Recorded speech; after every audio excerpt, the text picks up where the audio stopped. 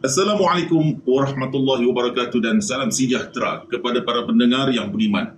Dalam wacana sejarah peradaban Islam, nama Iran hari ini dahulunya dikenali sebagai wilayah Khurasan, merupakan tanah yang amat signifikan dalam penyebaran ilmu, tamadun dan sumbangan terhadap pembangunan pemikiran Islam.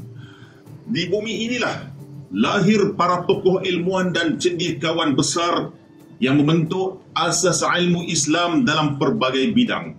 Imam Al-Ghazali dalam falsafah dan tasawuf, Al-Khawarizmi dalam matematik, Ibn Sina dalam perubatan dan falsafah, Sibawayh dalam nahwu Arab, Ar-Razi dalam ilmu kimia dan perubatan.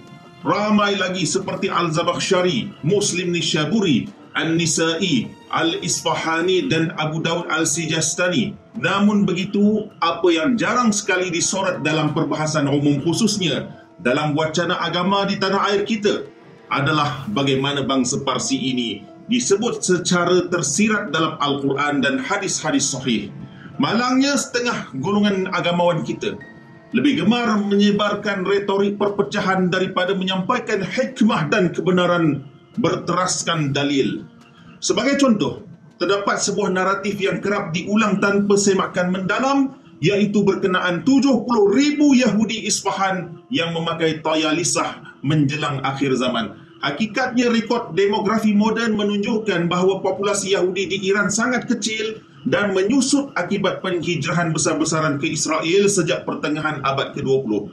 Angka 70,000 itu tidak lagi relevan dalam konteks kontemporari. Tambahan pula, istilah tayalisah yang ditafsirkan secara longgar sebagai jubah ulama sebenarnya merujuk kepada sejenis selendang atau kain yang dipakai di atas bahu atau kepala, bukan jubah seperti yang didakwa oleh setengah golongan. Ini jelas menunjukkan wujud salah tafsir yang disengajakan untuk menanam benih kebencian terhadap sesama Muslim, khususnya terhadap mazhab dan bangsa Iran. Jangan mudah terpedaya dengan lebay-lebay malang yang secara tak langsung menjadi ejen musuh Islam untuk memecah belahkan umat Islam dan memupuk sektarianisme. Bangsa Parsi dalam Al-Quran dan hadis, mari kita lihat Iran dari perspektif Al-Quran. Dalam kitab Sunan Al-Tirmizi, anda boleh cari fasal tentang surah Muhammad. Mari kita telusuri firman Allah Subhanahu wa taala dalam surah Muhammad ayat 38. Wa in tatawallaw yastabdil qauman ghairakum thumma la yakunu amsalakum. Jika kamu berpaling, nescaya Allah menggantikan kamu dengan kaum yang lain, kemudian mereka tidak akan menjadi seperti kamu. Dalam tafsiran ayat ini, para sahabat Rasulullah bertanya, siapakah kaum yang akan menggantikan kami itu? Maka Rasulullah memukul bahu Salman Al-Farisi, seorang sahabat Nabi dari Parsi, lalu bersabda, orang ini dan kaumnya. Hadis ini diriwayatkan dalam berbagai kitab termasuk tafsir Ibnu Katsir. Maksudnya, sekiranya kaum Arab berpaling, Allah akan ganti dengan kaum atau bangsa Parsi yang tidak serupa dengan kamu. Anda lihat sendiri bagaimanakah bangsa Arab menjadi pengkhianat kepada dunia Islam dengan menormalisasikan hubungan dengan Israel, Jordan dan Mesir, negara bersepadan dengan Palestin. Apa yang mereka lakukan apabila rakyat Palestin dizalimi? Hanya melihat semata-mata. Para sahabat bertanya, siapakah yang ditukarkan dengan kita? Perawi berkata, lalu Rasulullah memukul bahu Salman, kemudian baginda bersabda, orang ini dan kaumnya. Jelas bangsa Salman, bangsa yang gagah, perkasa sekarang ini. Hadis ini boleh anda rujuk dalam kitab-kitab yang lain. Perkataan baginda menunjukkan bahawa sekiranya bangsa Arab berpaling dari agama, maka bangsa Parsi akan menggantikan mereka sebagai pembela Islam yang sejati. Tafsiran ini bukan sahaja menunjukkan penghormatan terhadap Salman Al-Farisi, bahkan juga mengiktiraf sumbangan bangsanya dalam mempertahankan risalah Islam sepanjang zaman. Hal ini ditegas dalam surah Al-Jumu'ah ayat yang ketiga, wa akharina minhum lamma yalhaqu bihim, dan juga kepada kaum yang lain dari mereka yang belum lagi bergabung.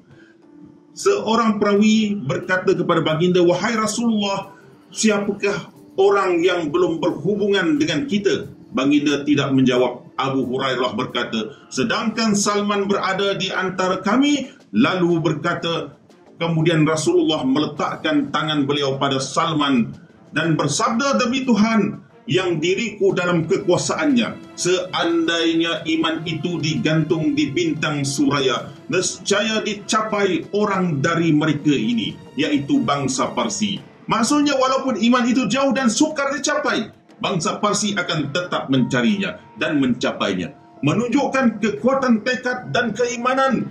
Realiti dunia Islam hari ini, kita menyaksikan dengan mata kepala sendiri bagaimana dunia Arab yang suatu masa dahulu menjadi pusat tamadun Islam telah mula berpaling.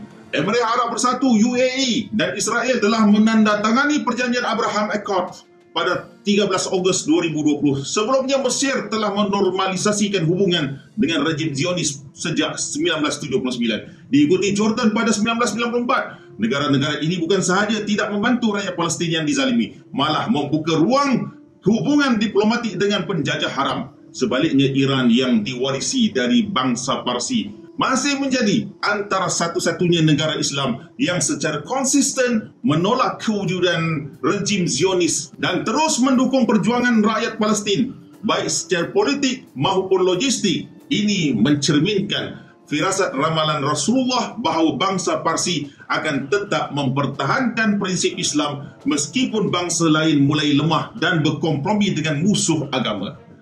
Jadi sebagai penutup, kita perlu bersikap adil dan bijak dalam menilai sesuatu isu.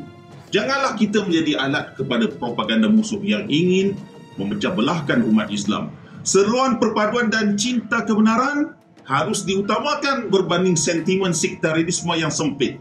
Kita tidak mengangkat bangsa Parsi kerana bangsa semata-mata, tetapi kerana keteguhan iman yang ditunjukkan oleh mereka sebagaimana diisyaratkan oleh Al-Quran dan Nabi SAW. Inilah yang tidak disebut oleh agamawan yang terpengaruh dengan naratif retorik dan fitnah, lalu mengajak umat Islam membenci sesama saudara kerana perbezaan mazhab atau bangsa.